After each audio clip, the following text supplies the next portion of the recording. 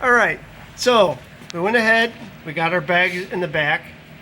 Really easy, like I said, when I showed you before, we had the axle down by pulling it off here. We ended up mounting the bottom of the bag. You can see there's a screw on the bottom. Tightened that on, mounted it in place, got that set. We got our airline fitting straighted out the back to make it super easy. We then came in and I put in a bolt in here to hold it. We did try to get one on the inside. It's really a pain in the ass on these to get in here. This basically is holding it so that when you drop the axle it doesn't fall out. One will hold it. We'll try to get another one in here a little bit later, but we should be fine with that. When you air down, this bracket's already sitting on this stock spring perch, so you're fine with that.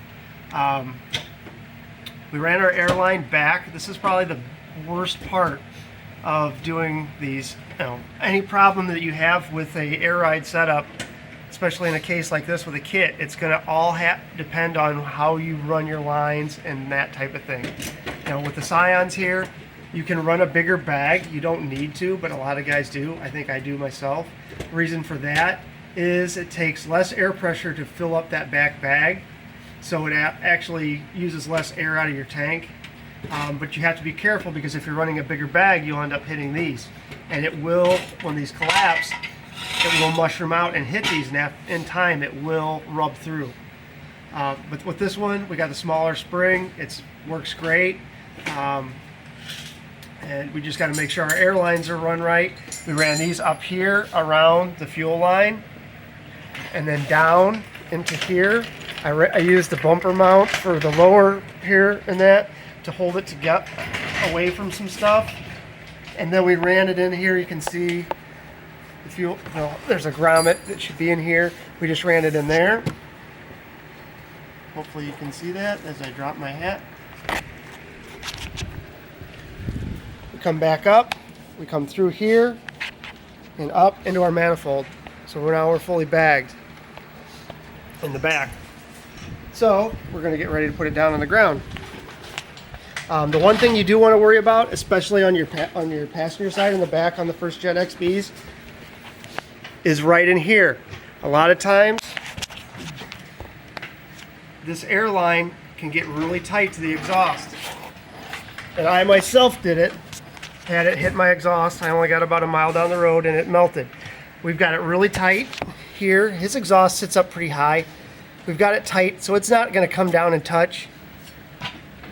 And I zip tied it here out of the way from this. It shouldn't hit that at all, but just in case, it keeps that airline out of the way.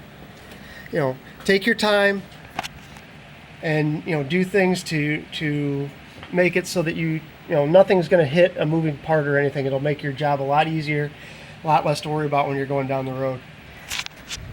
Let me get back up here.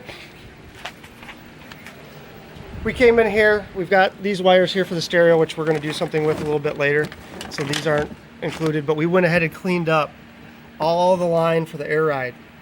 Got it all sucked back there. Yeah, you're not probably going to see this back here, but he's going to have space here to put the seats down and store stuff, so we don't want him grabbing wires and stuff when he's grabbing stuff in and out. So we did that. I also took the on these, they don't have the pressure release under the tank like on mine, but they have a remote.